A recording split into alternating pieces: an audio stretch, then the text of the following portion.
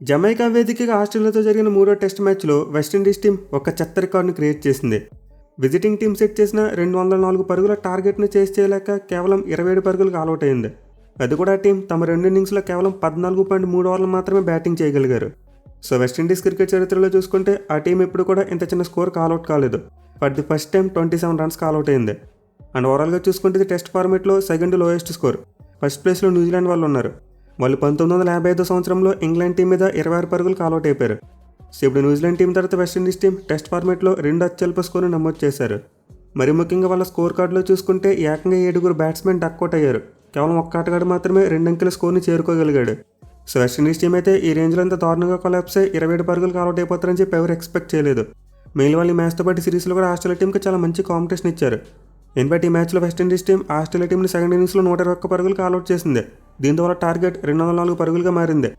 But West Indies team ఈ టార్గెట్ను చేసి చేయలేక 176 పరుగుల దాడితో మ్యాచ్ కోల్పోయారు. సో జమైకాలోని సబీనా పార్క్ వేదికగా జరిగిన టెస్ట్ మ్యాచ్ని అయితే పింక్ బాల్ ఆడారు. అండ్ పింక్ బాల్ టెస్ట్ మ్యాచ్లో ఆస్ట్రేలియా టీంకి ఎలాంటి రికార్డు ఉందో నేను ప్రత్యేకంగా చెప్పనవసరం లేదు.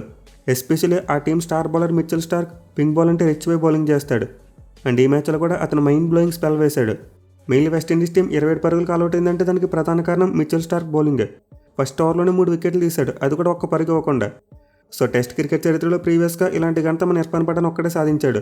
అతను ఒకసారి పాకిస్తాన్ మీద ఫస్ట్ ఓవర్లోనే 3 వికెట్లు తీశాడు. అండ్ ఇప్పుడు చూసుకుంటే మిచెల్ స్టార్క్ ఫస్ట్ ఓవర్లో 3 వికెట్లు తీసిన రెండో బౌలర్గా రికార్డును క్రియేట్ చేశాడు. అయితే స్టార్క్ అంతటి తాగపోలేదు. ఆ తర్వాత తను వేసిన 3 ఓవర్లో కూడా 2 వికెట్లు తీశాడు. సో ఓవరాల్గా మిచెల్ స్టార్క్ అయితే 2 ఇన్నింగ్స్లో 7.3 ఓవర్లు బౌలింగ్ చేసి 9 పరుగులు మాత్రమే ఇచ్చి 6 వికెట్లు తీసుకున్నాడు. అయితే 6 వికెట్లలో మొదటి 5 వికెట్లను 2.3 ఓవర్స్లోనే తీశాడు. అంటే తను వేసిన మొదటి 15 బంతుల్లోనే 5 వికెట్ వాళ్ళు సాధించేశాడు. సో ఇప్పటివరకు టెస్ట్ క్రికెట్ చరిత్రలో ఇలాంటిది ఎవరికి కూడా పాసిబుల్ కాలేదు. For the first time Mitchell Starc 15 బంతుల్లో 5 వికెట్ వాళ్ళు తీసిన మొట్టమొదటి బౌలర్గా చరిత్రకి ఎక్కాడు. సో ప్రీవియస్గా రికార్డ్ 2 ప్లేయర్స్ మీద ఉంది. అండ్ వాళ్ళైతే 19 బంతుల్లో 5 వికెట్ వాళ్ళు తీశారు. బట్ మిచెల్ స్టార్క్ మాత్రం ఈ మ్యాచ్లో ఆ రికార్డుని చెరిపేశాడు. అండ్ ఆల్సో ఈ మ్యాచ్లో 6 ఫర్ ద్వారా తన టెస్ట్ కెరీర్లో 400 వికెట్ల మార్కును కూడా అందుకున్నాడు. సో ఈ విధంగా మిచెల్ స్టార్క్ ఈ మ్యాచ్లో అరుదైన రికార్డులు బ్రేక్ చేసి మరోసారి పింక్ బాల్ టెస్ట్ మ్యాచ్లకు రారాజనని ప్రూవ్ చేసుకున్నాడు.